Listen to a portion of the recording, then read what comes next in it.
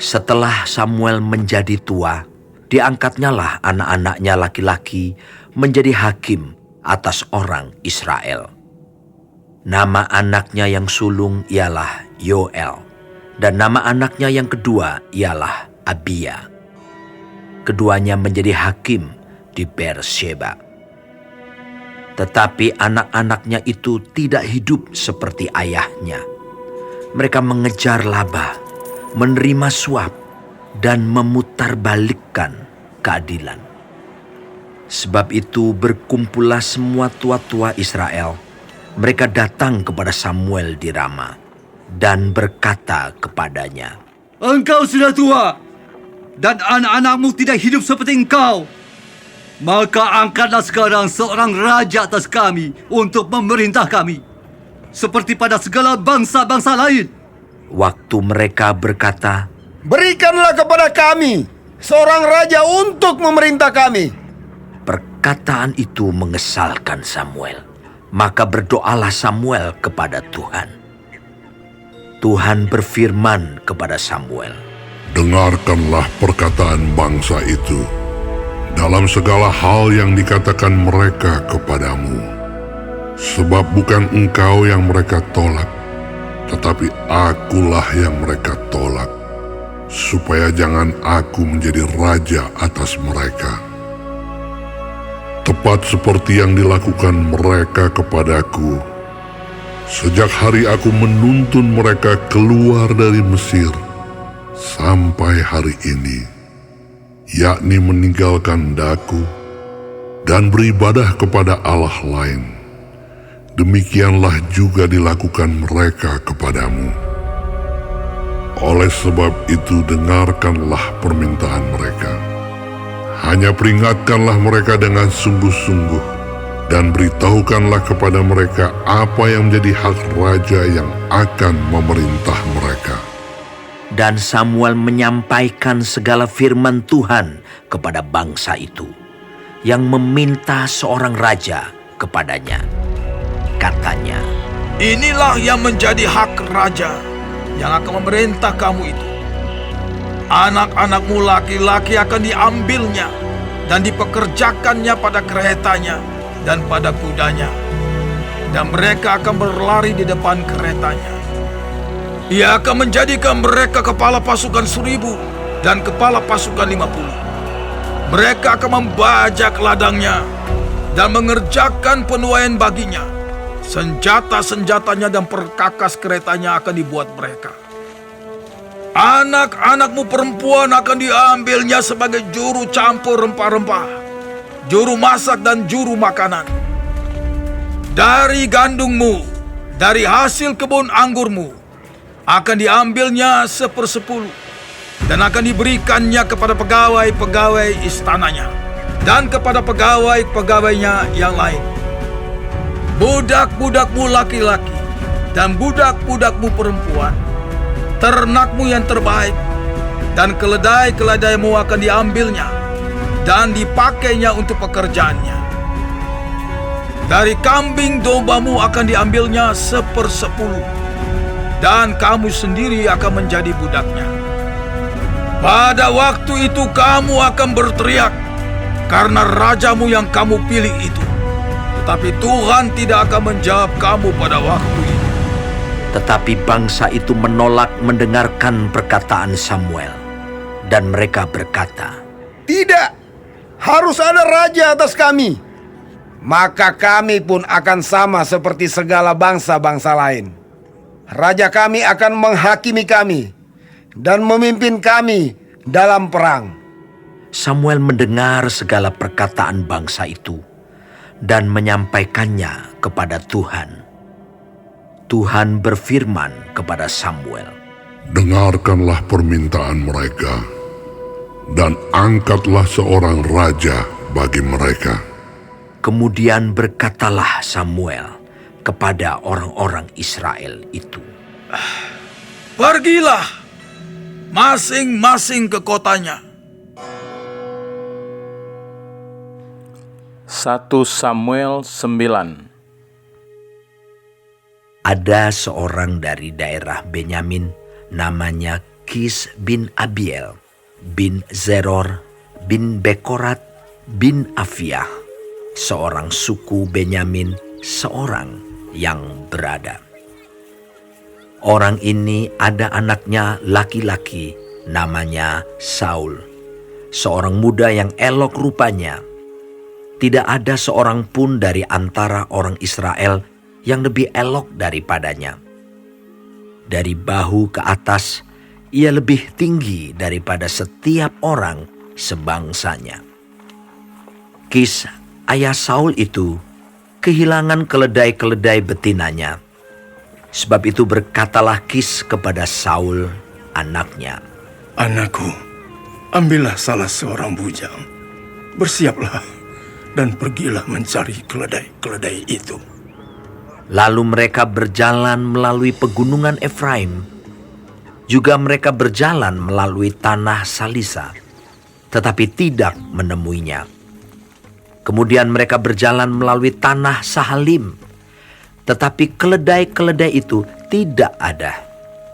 Kemudian mereka berjalan melalui tanah Benyamin, tetapi tidak menemuinya. Ketika mereka sampai ke tanah Zuf, berkatalah Saul kepada bujangnya yang bersama-sama dengan dia, Mari, kita pulang. Nanti ayahku tidak lagi memikirkan keledai-keledai itu, tetapi khawatir mengenai kita. Tetapi orang ini berkata kepadanya, Tunggu, di kota ini ada seorang abdi Allah, seorang yang terhormat. Segala yang dikatakannya pasti terjadi. Marilah kita pergi ke sana sekarang juga. Mungkin ia dapat memberitahukan kepada kita tentang perjalanan yang kita tempuh ini. Jawab Saul kepada bujangnya itu, Tetapi kalau kita pergi, apakah yang kita bawa kepada orang itu? Sebab roti di kantong kita telah habis, dan tidak ada pemberian untuk dibawa kepada abdi Allah itu. Apakah yang ada pada kita? Jawab bujang itu pula kepada Saul, Masih ada padaku 1/4 sikal perak. Itu dapat aku berikan kepada abdi Allah itu.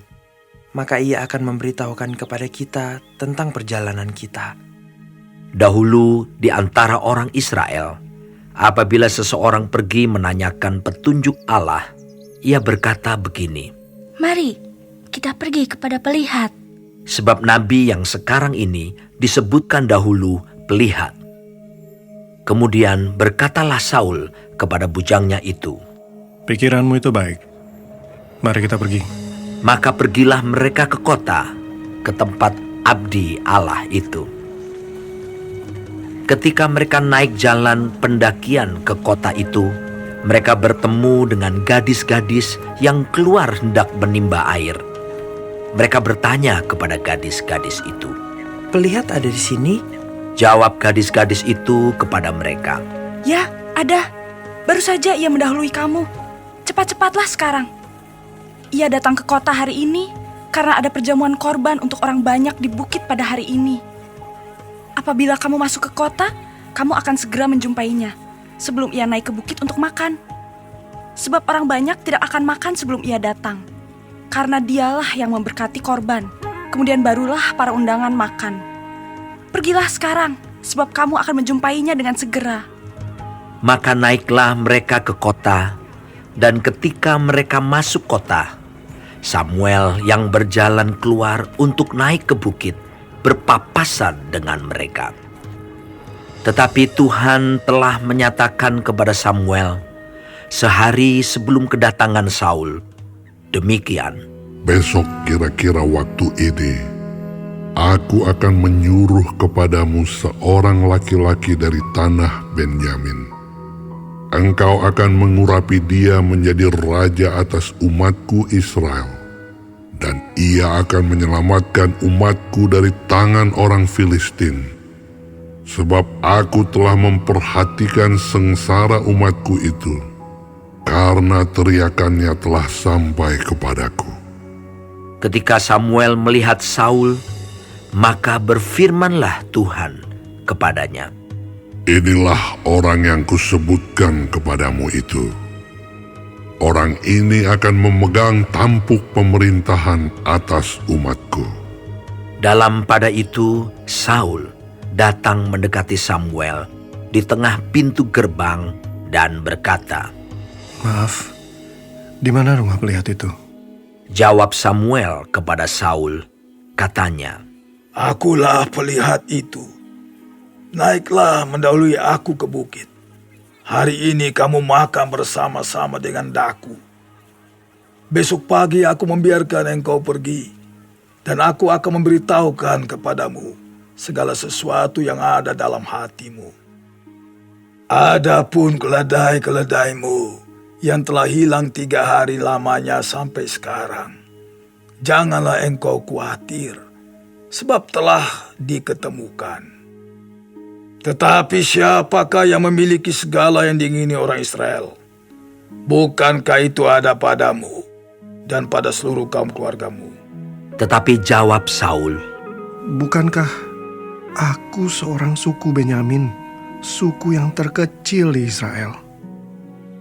Dan bukankah kaumku yang paling hina dari segala kaum suku Benyamin? Mengapa Bapa berkata demikian kepadaku?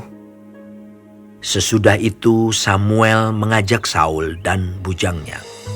Dibawanya ke pendopo dan diberikannya kepada mereka tempat utama di depan para undangan, yang banyaknya kira-kira 30 orang. Berkatalah Samuel kepada juru masak, Berikanlah sekarang bagian yang diberikan kepadamu tadi, dengan pesan, simpanlah ini dahulu. Lalu juru masak itu menghidangkan paha dan apa yang termasuk ke situ dan meletakkannya ke depan Saul. Dan Samuel berkata, Lihat, yang tinggal ini diletakkan ke depanmu. Makanlah, sebab telah disimpan bagimu untuk perayaan ini. Ketika aku berkata aku telah mengundang orang banyak. Demikianlah pada hari itu Saul makan bersama-sama dengan Samuel. Sesudah itu turunlah mereka dari bukit ke kota. Dan Samuel bercakap-cakap dengan Saul di atas sotoh. Mereka bangun pagi-pagi, dan ketika fajar menyingsing, Samuel memanggil Saul yang ada di atas sotoh itu. Katanya, Bangunlah! Aku akan mengantarkan engkau. Lalu Saul bangun dan mereka keduanya pergi keluar, yakni ia dan Samuel. Ketika mereka turun sampai ke ujung kota, berkatalah Samuel kepada Saul, Katakanlah kepada bujang itu, supaya ia pergi mendahului kita. Tetapi berhentilah engkau sebentar, maka aku akan memberitahukan kepadamu firman Allah. 1 Samuel 10. Lalu Samuel mengambil buli-buli berisi minyak, dituangnyalah ke atas kepala Saul, diciumnyalah dia sambil berkata, Bukankah Tuhan telah mengurapi engkau menjadi raja atas umatnya Israel? Engkau akan memegang tampuk pemerintahan atas umat Tuhan, dan engkau akan menyelamatkannya dari tangan musuh-musuh di sekitarnya. Inilah tandanya bagimu, bahwa Tuhan telah mengurapi engkau menjadi raja atas miliknya sendiri. Apabila engkau pada hari ini pergi meninggalkan aku, maka engkau akan bertemu dengan 2 orang laki-laki di dekat kubur Rahel, di daerah Benyamin, di Zelzah. Mereka akan berkata kepadamu, Keledai-keledai yang engkau cari itu telah diketemukan. Dan ayahmu tidak memikirkan keledai-keledai itu lagi, tetapi ia khawatir mengenai kamu. Katanya, apakah yang akan kuperbuat untuk anakku itu? Dari sana engkau akan berjalan terus lagi dan sampai ke pohon terbanting Tabor. Maka di sana engkau akan ditemui oleh 3 orang laki-laki yang naik menghadap Allah di Betel. Seorang membawa 3 ekor anak kambing, seorang membawa 3 ketul roti, dan yang lain lagi sebuyung anggur. Mereka akan memberi salam kepadamu dan memberikan kepadamu 2 ketul roti yang akan kau terima dari mereka. Sesudah itu, engkau akan sampai ke Gibea Allah, tempat kedudukan pasukan orang Filistin. Dan apabila engkau masuk kota, engkau akan berjumpa di sana dengan serombongan nabi yang turun dari bukit pengorbanan dengan gambus, rebana, suling, dan kecapi di depan mereka. Mereka sendiri akan kepenuhan seperti nabi. Maka roh Tuhan akan berkuasa atasmu. Engkau akan kepenuhan bersama-sama dengan mereka dan berubah menjadi manusia lain. Apabila tanda-tanda ini terjadi kepadamu, lakukanlah apa saja yang didapat oleh tanganmu, sebab Allah menyertai engkau. Engkau harus pergi ke Gilgal mendahului aku, dan camkanlah, aku akan datang kepadamu untuk mempersembahkan korban bakaran dan korban keselamatan. Engkau harus menunggu 7 hari lamanya, sampai aku datang kepadamu dan memberitahukan kepadamu apa yang harus kau lakukan. Sedang ia berpaling untuk pergi meninggalkan Samuel, maka Allah mengubah hatinya menjadi lain. Dan segala tanda-tanda yang tersebut itu terjadi pada hari itu juga. Ketika mereka sampai di Gibea dari sana, maka bertemulah ia dengan serombongan nabi. Roh Allah berkuasa atasnya, dan Saul turut kepenuhan seperti nabi di tengah-tengah mereka. Dan semua orang yang mengenalnya dari dahulu melihat dengan heran bahwa ia bernubuat bersama-sama dengan nabi-nabi itu. Lalu berkatalah orang banyak yang satu kepada yang lain, apakah gerangan yang terjadi dengan anak Kis itu? Apa Saul juga termasuk golongan nabi? Lalu seorang dari tempat itu menjawab, siapakah bapak mereka? Itulah sebabnya menjadi peribahasa, apa Saul juga termasuk golongan nabi? Setelah habis ia kepenuhan seperti nabi, pulanglah ia. Dan paman Saul berkata kepadanya dan bujangnya, dari mana kamu? Jawabnya, mencari keledai-keledai itu. Tetapi ketika tidak terlihat, maka kami pergi kepada Samuel.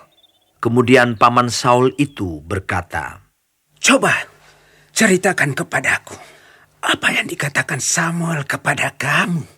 Kata Saul kepada pamannya itu, terus saja diberitahukannya kepada kami bahwa keledai-keledai itu telah diketemukan. Tetapi perihal menjadi raja yang telah dikatakan Samuel kepadanya, tidak diceritakan kepadanya. Kemudian Samuel mengerahkan bangsa itu ke hadapan Tuhan di Mispa. Dan ia berkata kepada orang Israel itu, beginilah firman Tuhan Allah Israel. Aku telah menuntun orang Israel keluar dari Mesir, dan telah melepaskan kamu dari tangan orang Mesir, dan dari tangan segala kerajaan yang menindas kamu.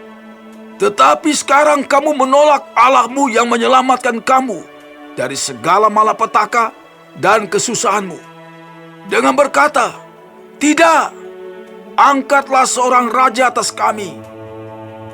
Maka sebab itu, berdirilah kamu di hadapan Tuhan, menurut sukumu dan menurut kaummu. Lalu Samuel menyuruh segala suku Israel tampil ke muka.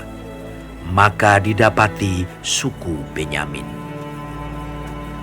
Sesudah itu disuruhnyalah suku Benyamin tampil ke muka menurut kaum keluarganya. Maka didapati kaum keluarga Matri. Akhirnya disuruhnyalah kaum keluarga Matri tampil ke muka seorang demi seorang. Maka didapati Saul bin Kis. Tetapi ketika ia dicari, ia tidak diketemukan. Sebab itu ditanyakan pulalah kepada Tuhan, apa orang itu juga datang kemari? Tuhan menjawab, Sesungguhnya, ia bersembunyi di antara barang-barang. Berlarilah orang ke sana dan mengambilnya dari sana. Dan ketika ia berdiri di tengah-tengah orang-orang sebangsanya, ternyata ia dari bahu ke atas lebih tinggi daripada setiap orang sebangsanya. Dan Samuel berkata kepada seluruh bangsa itu, Kamu lihatkah orang yang dipilih Tuhan itu? Sebab tidak ada seorang pun yang sama seperti dia di antara seluruh bangsa itu. Lalu bersoraklah seluruh bangsa itu demikian. Hidup raja! Kemudian Samuel menguraikan kepada bangsa itu tentang hak-hak kerajaan, menuliskannya pada suatu piagam dan meletakkannya di hadapan Tuhan. Sesudah itu Samuel menyuruh seluruh bangsa itu pulang masing-masing ke rumahnya.